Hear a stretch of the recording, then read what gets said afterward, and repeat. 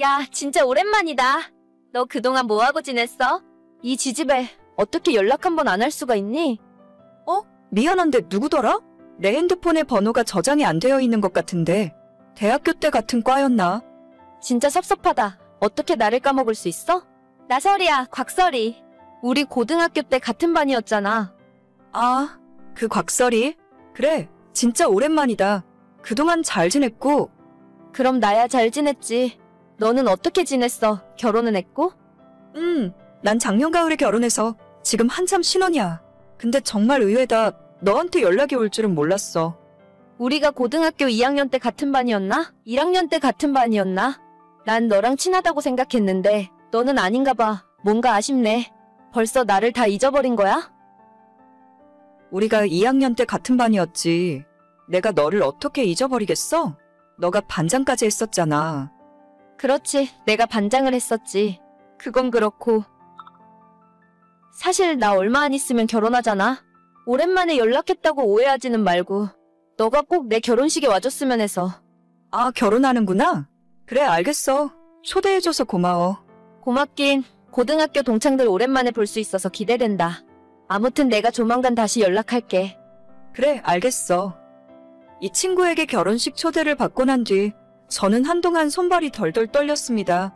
고등학교를 졸업한 지는 벌써 10년도 넘게 지났지만 저는 단 한 번도 이 친구의 이름을 잊고 살아본 적이 없어요. 내성적인 성격을 가진 저와는 다르게 예쁘고 활발한 성격이라서 주변 사람들의 관심을 한몸에 받았던 친구였고 고등학교 2학년 때 처음이자 마지막으로 같은 반이 되었었죠. 학기 초에는 잠시 친하게 지낸 적도 있지만 작은 사건 하나 때문에 저는 1년 동안 반에서 왕따처럼 지내게 되었고 저 친구와 주변 몇몇 애들이 저를 엄청 못살게 굴었습니다. 여자들끼리 왕따 시키는 건 남자애들처럼 대놓고 때리거나 괴롭히는 방법이 아니라 은근히 제 자존심을 짓밟아 뭉개버리는 일이었어요. 체육복이나 학용품 같은 제 물건들을 빌려가서는 잊어버렸다고 하거나 다른 반 친구에게 빌려줬다고 하면서 찾을 수 없게 만들었고 돈을 뺏어가는 일도 빈번했습니다. 심지어는 같은 반인데도 불구하고 수업 시간 직전에 제 교과서를 가져가는 바람에 저만 선생님에게 혼난 적도 있어요. 친구의 괴롭힘이 점점 심해져서 담임 선생님에게 이야기한 적도 있는데 그 친구는 공부도 그런대로 잘하는 편이었고 성격도 활달한 반장이었기 때문에 선생님은 제 말을 진지하게 믿어주지 않았죠. 오히려 그 친구를 불러다가 교무실에서 삼자대면을 시켰고 적당히 악수하고 화해하라는 식으로 사건을 덮고 지나갔습니다. 그 뒤로부터 당연히 괴롭힘의 강도는 훨씬 더 심해졌고 저는 입을 다물 수밖에 없었죠. 덕분에 안 그래도 내성적이고 조용한 성격이던 저는 고등학교 졸업할 때까지 학교에서 있는 듯 없는 듯 기죽어서 지냈고 한때는 다른 사람들 앞에서 평범하게 말하는 것조차 힘들 정도로 후유증이 심하게 남았어요. 너네 이야기 들었어? 고등학교 같이 나온 설이라고 있잖아. 곽설이. 걔 다음 달에 결혼한대. 진짜? 그런 것도 주워가는 남자가 있구나? 결혼식에 내가 찾아가서 헛갱판을 놔야 하는데 걔가 잘 먹고 잘 사는 거를 배 아파서 어떻게 봐. 방금 나한테도 연락 와서 청첩장 주더라. 나 아직도 걔가 밀쳐서 넘어진 곳이 아파. 어떻게 나한테 결혼한다고 연락할 수가 있지? 그 뻔뻔한 불려시가. 나 진짜 이대로는 못 넘어가겠다.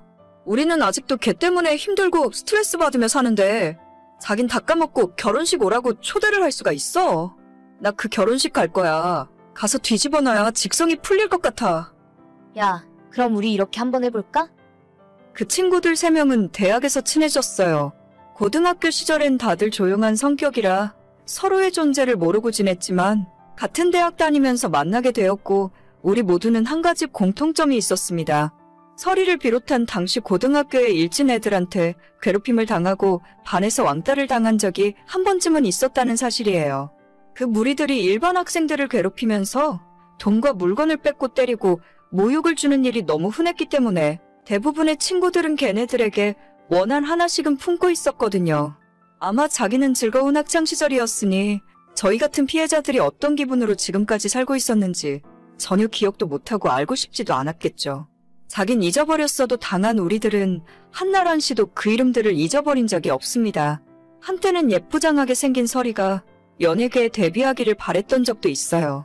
그래야 제가 그녀의 고등학교 시절을 폭로하고 사회에서 매장시켜 버릴 수 있을 거라 생각했거든요. 제가 먼저 하던 다른 친구가 먼저 폭로를 하거나 걔한테 당한 사람이 한둘이 아니니까 다 같이 한마디씩 하면 아니라고 발뺌할 수도 없었을 텐데 불행인지 다행인지 대학교 들어간 이후로는 거의 소식을 들을 수 없었고 사회생활하면서 점점 옛날의 기억도 희미해져 갔습니다. 하지만 문득문득 그때 끔찍했던 시간들이 떠오르는 날에는 하루 종일 기분도 안 좋고 나를 상처 입혔던 사람들에게 복수하고 싶다는 생각을 자주 하기도 했어요. 언젠가 살면서 한 번은 마주치겠지. 그때는 내가 통쾌하게 되갚아주겠다는 상상을 하곤 했었는데 이런 식으로 먼저 연락이 올 줄은 꿈에도 몰랐습니다. 나 이제 다음 주면 결혼식이야. 너가 꼭 와줄 거지? 요즘 다들 바쁜지 생각보다 올 수 있는 사람이 없네? 물론 가야지. 우리가 어떤 사이인데. 나 말고도 고등학교 때 너랑 같은 반이었던 친구들이 더 있는데 그 친구들도 다 같이 갈 거야. 진짜 정말 잘 됐다. 안 그래도 사람 많이 안 올 것 같아서 걱정이었거든. 예약을 300명 잡아놨는데 다들 이런저런 핑계대면서 못 온다 하더라고. 니들이라도 와준다니까 다행이다. 역시 동창만한 친구들이 없다니깐.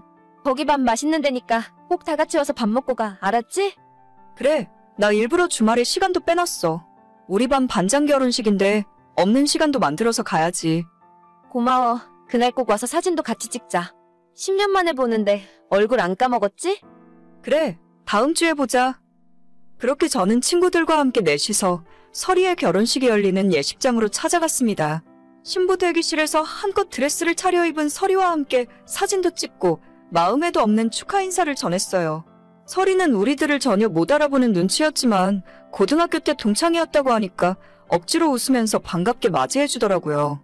오죽 찾아올 사람이 없었으면 우리한테까지 연락을 했을까 싶었지만 일단 오늘은 하객으로 축하해주러 온 거라 다들 덕담을 주고 받았습니다. 멀끔하게 잘생긴 신랑 얼굴도 보고 식이 끝나고 친구들 올라와서 사진 찍으라고 할 때 저희 넷이 다 같이 올라가서 사진도 같이 찍었어요. 피로 현장에서 밥까지 야무지게 먹고 나름대로 즐거운 하루를 보냈습니다. 딱 한 가지 저희가 계획했던 복수는 전날부터 미리 준비해간 축의금 봉투를 동창인 서리에게 준 것이 아니라 신랑 쪽으로 제출했습니다. 그 안에는 저희가 주는 축의금 5만 원과 며칠 전부터 정성 들여 쓴 편지가 들어있었죠. 반드시 신랑 혹은 신랑 측 부모님에게 전달해달라는 메모를 적어두었고 그 효과가 나타났는지 하루 만에 다시 친구에게서 연락이 오더라고요. 야, 너희들 진짜 미쳤어? 너네 내 결혼식에 뭐하러 온 거야? 너가 청첩장을 보냈으니까 갔지. 왜? 내가 준 축의금의 액수가 적었니? 너 어떻게 나한테 그럴 수가 있어? 우리 친구 아니었어? 친구, 우리가 한 번도 친구였던 적이 있나? 너가 나한테 뺏어간 돈만 30만 원은 되겠다. 혹시 축의금이 모자라면 내가 고등학교 때 미리 줬다고 생각해. 내가 너한테 돈 좀 빌린 것 때문에 이러는 거야? 아무튼 너희들 그거 장난이라고 빨리 이야기 좀 해줘. 시부모님들이 이혼하라고 난리야. 시아버님 되실 분이 교육감 선거에도 나가신 분인데 너가 이러면 내가 뭐가 되니? 장난은 무슨 장난? 너는 처음부터 끝까지 계속 장난이라고 하더라? 돈을 뺏은 것도 장난이고 애들 때린 것도 너한테는 전부 장난이지? 걔네들은 아직도 그때 생각만 하면 자다가도 벌떡벌떡 일어나. 마음 같아서는 결혼식장에서 깽판 치고 싶었는데 어르신들 봐서 참은 거야. 앞으로는 우리가 연락할 일 없을 거고 인생 착하게 살아라. 저희 4사람이 신랑 측에 전달한 축의금 봉투 안에는 고등학교 시절 서리가 저희에게 했던 수많은 악행들이 빼곡하게 적혀 있었습니다. 혹시나 믿지 않을까봐 같은 학교를 나왔다는 졸업증명서까지 출력해서 넣었고 우리가 어떻게 폭행을 당했고 얼마나 많은 금품을 갈취당했는지 기억나는 대로 상세하게 적었어요.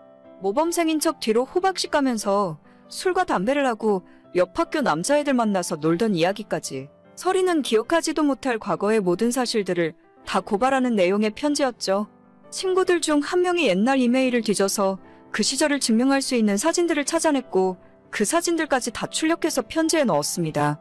저희는 전혀 모르고 있었지만 신랑 측 부모 2분 모두 교육자 출신 집안이었고 그 편지를 받아보시고는 집안 망신이라며 당장 결혼은 없던 일로 하자고 호통을 치셨다네요.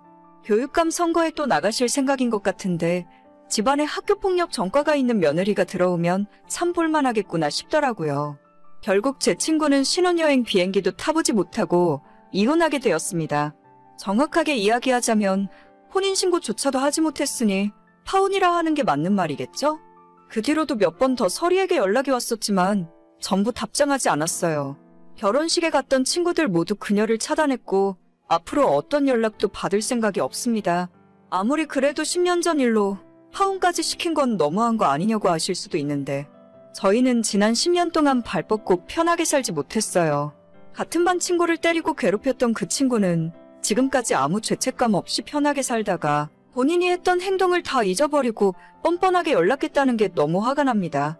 차라리 청첩장을 주기 전에 본인 잘못을 뉘우치고 진심으로 미안하다는 연락을 먼저 했더라면 지난 과거를 다 용서해 줄 수는 없더라도 결혼은 축하해 줄 수 있었을 거예요. 하지만 뻔뻔하게 웃으며 우린 친했잖아. 같은 소리를 어떻게 할 수 있는지 모르겠어요. 죄를 지었으면 벌을 받아야 하고 10년이 아니라 20년이 지난 상황이더라도 저는 절대 그 이름 석자를 잊지 않고 있었을 거예요. 아직도 TV에 뉴스를 보다가 중학생, 고등학생 친구들 사이에 서로 괴롭히고 차마 입에 담을 수조차 없는 나쁜 짓을 저지르는 친구들을 보면 제 학창시절이 떠오르면서 괴로워요. 그런 사람들은 모두 언젠간 반드시 벌을 받았으면 좋겠고 피해자가 괴로워하고 가해자가 행복하게 잘 사는 일이 없었으면 좋겠어요. 전 제가 저지른 일에 전혀 후회 없고 똑같은 상황이 주어진다고 해도 한 번 더 복수할 거예요. 기억해. 내가 평생 너 지켜보고 있을 거야. 오늘의 사연은 여기까지입니다. 구독과 좋아요, 알림 설정은 많은 힘이 됩니다. 다들 행복하시고 좋은 하루 되세요.